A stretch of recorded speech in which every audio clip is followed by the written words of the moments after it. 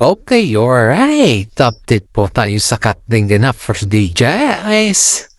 Haba. Nandito na naman tayo, guys, sa update for today, Ito tayo sa makaganapan. Alam naman din natin, guys, ang daming ayuda sa ngayon ng cut din.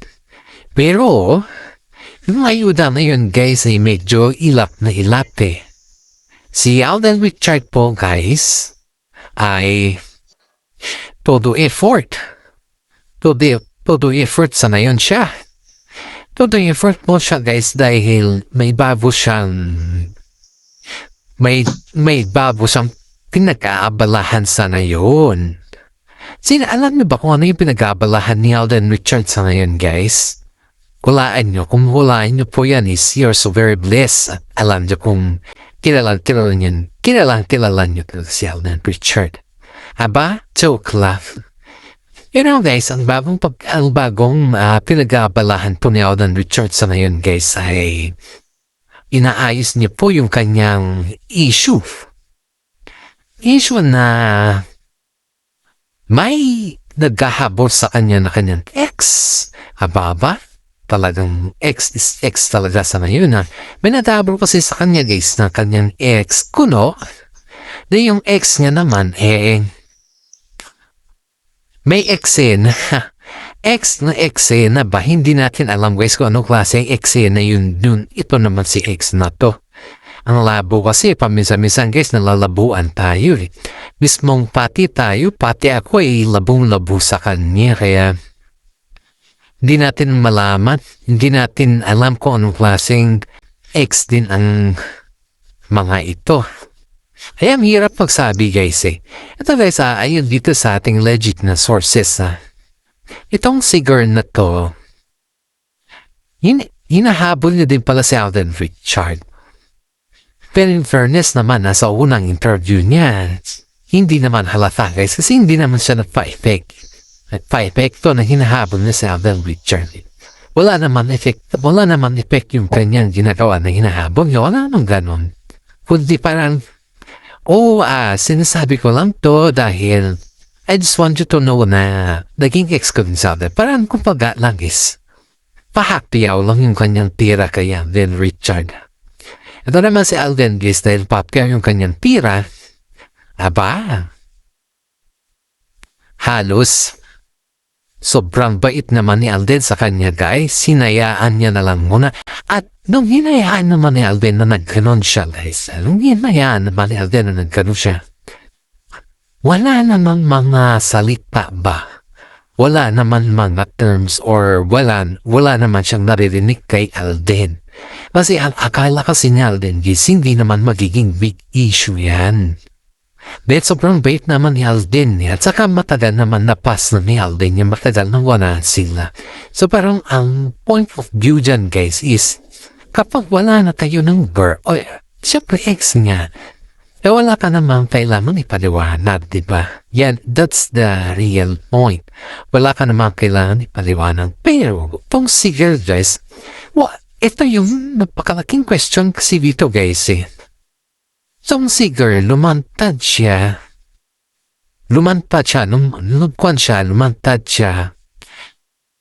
Pero sa anong rason? Ito yung palaging sinasabi or mga tinatanong sa kanya na, bakit lumantad ka lang ngayon?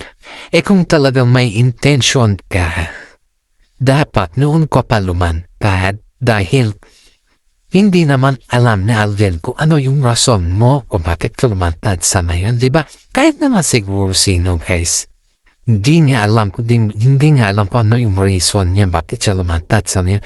Kaya ang daming nagsasabi, guys, na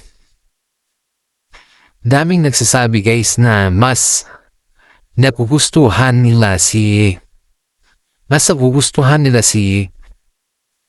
Alden Richard, mas nasa panig nila si Alden Richard dahil itong girl na to, ngayon lang siya lumantad, alam naman na makaramihan na si Alden Richard ay sobrang sikat sa ngayon. What's the point? Yun yung gusto nilang malaman dito sa girl na to, guys. What's the point why Why ngayon ka lang lumantad? What's the reason behind that point, diba na ngayon ka lang lumantad? Yan yung mga sinasabi nila dito, guys.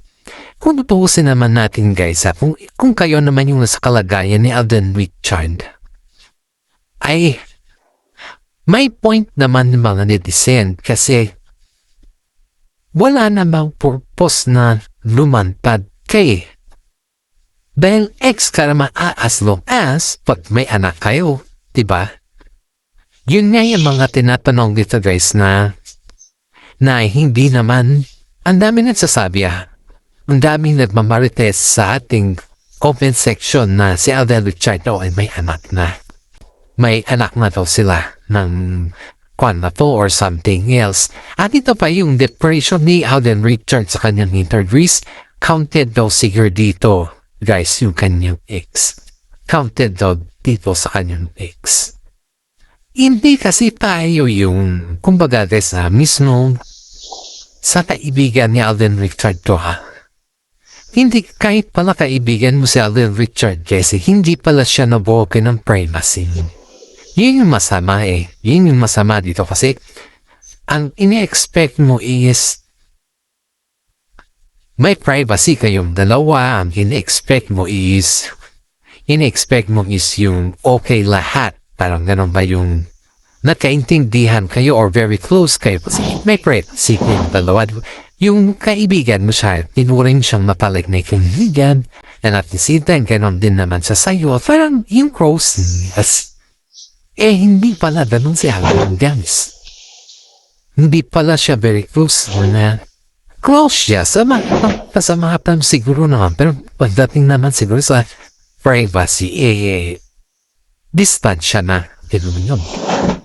Distansya sila kay Alden Richard pagdating naman sa privacy.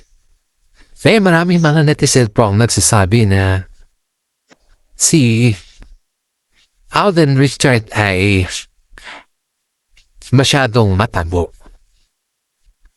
Matago means, kumbaga, he is masekre po. Kaya, mga kasama niya sa showbiz days, hindi naman nila akalain na may ex pala si Alden ng ganun Nabibigla na lang daw sila kung ano daw yung nangyayari. Ang daming nasasabi na, totoo ba yan? Parang nabibigla na lang din sila. At saka pati naman tayo, guys. Mismo tayo is nabibigla din tayo kung ano yung nangyayari, di ba? Sabi namang iba na, let Alden fix it kasi nasa tamang edad naman na si Alden. Sabi naman ni Mami Min na, let Alden fix it also. Yes, every time kasi guys, ito yung ating kwan ito guys. Every time kasi guys, wala naman talaga alam si Alden. Wala siyang alam na ganun magiging result ng mga mangyayari. Kapag alam naman ni Alden yan, then why naman na hindi naman natin siya susuportahan, diba? Pero hindi naman alam ni Alden, guys, to be honest. Hindi alam ni Alden na din yan pala. Magiging result na. You don't remember. You don't even know it. Ang akala lang naman siguro ng girl na to is there's something wrong if sabihin niya na wala naman siguro masamang tinapay karamihan na. Hindi niya alam na ang mga artista kagaya ni Alden Richard is there always masamang tinapay pagdating sa mga ganyan na terms and English. Natalimutan niya siguro na yung kanyang ex. Sabaw kung ex naman niya, okay ex niya.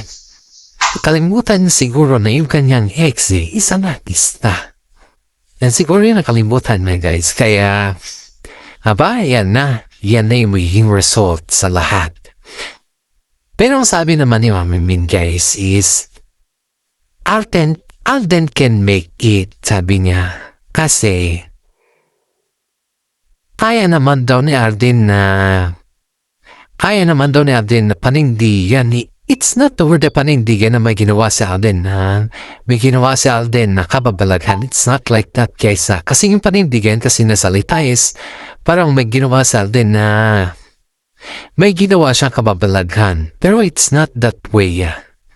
Yung sinasabi natin na kaya naman niyang panindigan, ibig sabihin kaya naman niyang resolbahin yung issue na hindi niya na kailangan yung mga ibang tao pa.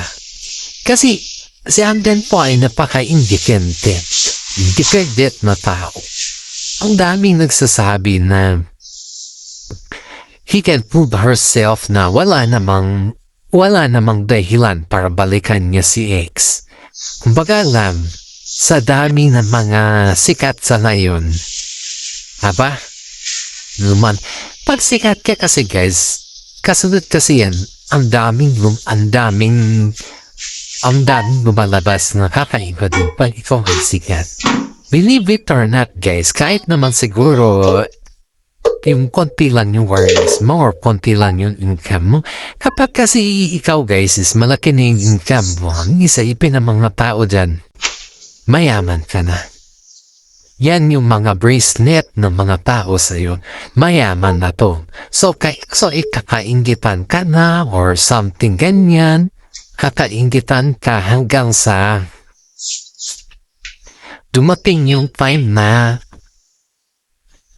iba na yung inggit, iba na yung point yung inggit nila, hindi na yung kakaingitan ka nila dahil ikaw ay may na-achieve ka sa buhay, ganun dapat, diba? Ganun yung achievement. Pero as of now, guys, is hindi na ganun yung term ng inggit sa kanila. Kasi pag malaki yung earnings mo, there always a time na sabihin sa'yo na iba na yung terms na, iba na yung pagsabi nila na may inggit na sila sa'yo. Iba na yun. Hindi na yung pag-appreciate sa'yo or something na gano'n. Wala na yun guys, hindi mo na-expect yun. Ang na-expect mo na lang na yun is yung paano mo kaya sila matitiis. Yun na yun. Yun na yung ina-expect mo ngayon. Itis mo sila dahil sa sobrang inggit naman nila sa'yo. Ganun yun. Yun na yung maabangan mo guys. Ganun katindi guys. Kaya maraming mga netizen po ang nagsasabi na si Alden Richards sa ngayon ay pinag-iingitan at pinangunguma din yan. Kaya expect the worst thing. O ayan na, you expect the worst thing talaga. Ayan na yung nangyari. Ayan na si babae, si girl. In-expect mo talaga na magiging ganyan yung resulta ba? Pero in fairness, kay Alden Richards na hindi naman niya hindi siya nagbuga ng apoy. Hindi siya mahilig magbuga ng apoy. Ibig sabihin nun nang hindi siya mahilig magbuga ng apoy basis. Kahit gano'n naman yung sinabi ng kanyang ex, wala naman time na negativity na sinabi ni Alden Richards. Hindi siya mahilig magbuga ng apoy. Napaka-detail niyan pa rin ni Alden Richards. Guys, kung ipupusin natin dahil wala man lang tayo narinig sa kanya na si Alden o ganito o wala. Diba? Wala tayong narinig sa kanya guys. Kahit isa wala tayong narinig. Kahit pa ulit-ulitin siguro ni girl na sabihin yun. May respeto si Alden sa kanya. May respeto si Tisoy sa kanya dahil sipin mo to kumbaga, wala naman talagang issue si Alden na matagal na wala nang issue si Alden. Pero dumating lang tong si girl na to, nagpa-interview lang. Mukhang nagpa-interview lang. Tapos ang mga netizen din ang magsasabi na may intention tong girl kay Alden Richards. Pati mayroon ng follow-up na, di ba? Pero wala naman tayo as of now guys, believe it or not, ni wala tayong narinig kay Alden Richards na siniraan niya tong girl na to or naman niya tong girl na to. Wala tayong ganon. Wala tayong narinig sa kanya. Kaya sabi ng mga netizen na sobrang swerte ng girl na to dahil pinakita niya sa mga tao o sa mga fans niya. Di lamang po sa mga tao sa mga fans niya o sa mga mahal niya sa buhay na ang mga babae ay pinapahalagahan. Hindi sinusumbatan. Yan daw po yung principle kasi ni Alden guys na Alam mo guys ay dito sa ating mga legit na sources na kasama natin. Si Alden Richard po ay may prinsipyo sa buhay. Ang halos sinasabi daw niyo guys, ang mga babae minamahal hindi sinusundan. Yan daw yung prinsipyo niya guys sa buhay. Na yung bang iparamdam mo sa babae na mahal mo siya. Na mahal mo at hindi yung sumbatan mo sa mga bagay-bagay na kakasakit naman ng babae or mahal mo siya. Diba? Kaya hinayaan na lang po ni Alden Richard yung nangyari guys. Kahit alam niya na ikakasira na ng kanyang karir. At yun po, hinayaan niya na lang. Dahil alam naman kasama niya sa loob ng movies. Wala naman. Kumbaga wala naman epekto yung ginawa ng girl. Kahit sabihin na natin na may intensyon yung girl na to kay Alden Richard parang kinampihan naman si Alden Richard ng kinampihan siya dahil alam naman nila na hindi naman ugali natin yung magganon sa lahat ng bagay. Walang ugali sa Alden. Kaya kitang-kita mo naman yung mga fans na nagsasabi na let Alden face it like that. Let Alden face the truth. Ganyan yung mga kanya sinisigaw. Then alam naman nila guys na hindi naman talaga ugali ni Alden na malira ng kapang tao. At sabi nga dito sa ayon din dito sa ating mga legit na sources ay willing daw si Alden na kusapin tong si ex na para sa ganyan. Wala na daw ibang issue sa kanila. Sabi nga naman ni Mami Mendez na that is the perfect idea, perfect decision daw na si Alden Richard ay willing na kusapin tong ex niya at hindi niya papalikuran kung ano man yung pagkukulang niya. Kung may pagkukulang man si Alden Richard ito sa ex niya, syempre, obligado naman si Alden sa mga ganun na bagay. Pero yung papalikuran niya at hindi niya kausapin at hayaan, ibang usapan na daw yun guys. Kaya sabi ni Mami Min is napakaswerte ni Alden Richard dahil may naghahabot sa kanya. Aba guys, ang si reaction nun po ni Catherine Bernardo dito guys ha. Reaction naman po ni Catherine dito guys is sabi niya na saludo daw siya kay Alden Richard dahil hindi naman niya daw intention na ganun yung mangyayari. Saludo daw siya kay Alden dahil nga napakaswerte ni Alden sa kanya. Wala naman siya nasabing na masamang kinafay kay Alden dahil may tura naman talaga daw si Alden. Saka gwapo naman si Catherine Tetisoy guys. Kaya wala naman tayong masyadong naririnig naman about kay Tisoy kay Catherine Bernardo guys. Kaya kung si Alden guys punong-puno ng blessing. Sabihin natin na punong-puno siya ng blessing dahil pagdating naman kay Catherine guys, wala namang nasasabi si Catherine. Basta importante kay Catherine ay supportado siya kay Alden sa kanyang mga ginagawa as long as na masaya daw si Alden. Yun yung kay Catherine guys yun yung kanyang sariling with her own decision. And yung bang manibawa ba guys is magjowa, diba?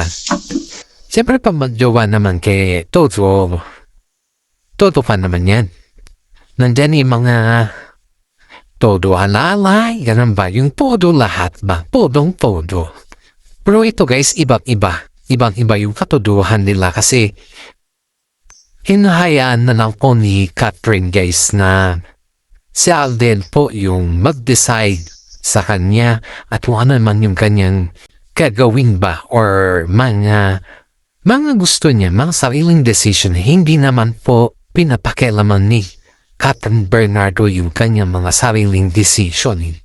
Aside from that guys, si Alden naman po is wala naman siyang, hindi naman yung dinideman kay Catherine na, kailangan mo ito, kailangan mo ito. Ganyan, wala naman pong ganon guys. Walang demand-demand na ganon din kay Catherine. Kaya, kumbaga is vice versa lang po sila guys. Walang demand na nangyayari at wala din yung katapawanan na sales factor na nangyayari. Wala naman pong ganon nangyayari. Kaya sabi ng mga netizen guys is napakaswerte ni Tisway kay Catherine Bernardo kasi si Catherine naman po ay magaling din siyang mag-handle ng mga problema sa buhay. At hanggang dito na lang po yung ating content guys. Guys, shout out ka lang po yung mga senior citizen dyan na nagkopa sa akin na sumusuporta sa ating vlog. Maraming salamat guys ha. Sa mga fans natin dyan din na nanonood, paki-like and share naman po. Lalong-lalo na yung mga senior citizen dyan guys na sumusuporta talaga. Alam kong kayo po yung number 1 fans natin dito. Sakat din po, maraming salamat. Paki-like and share naman po yung ating YouTube channel.